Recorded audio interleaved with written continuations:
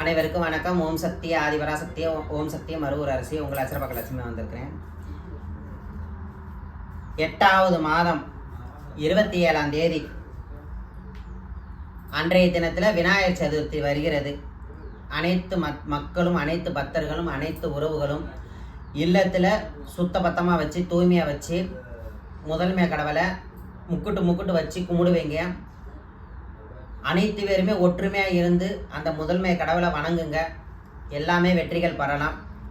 வீட்டில் ஆக்ரோஷமாக இருக்கிறாங்க, அப்பா அம்மா கோபமாக இருக்கிறாங்க, இல்லை பிள்ளைங்க கோபமாக இருக்குது அப்படின்னால இந்த விநாயகரை வீட்டில் வச்சு வழிபடும் போது மனமுருகி உள்ளமுருகி வேண்டுங்க.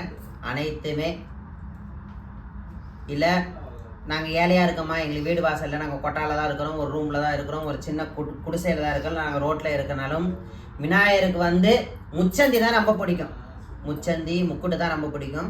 நீங்கள் எங்கே இருந்தாலுமே வச்சு நீங்கள் வழிபடுங்க. அந்த விநாயகர் கோபுரத்துலேயும் இருப்பார், கொட்டாலையும் இருப்பார்.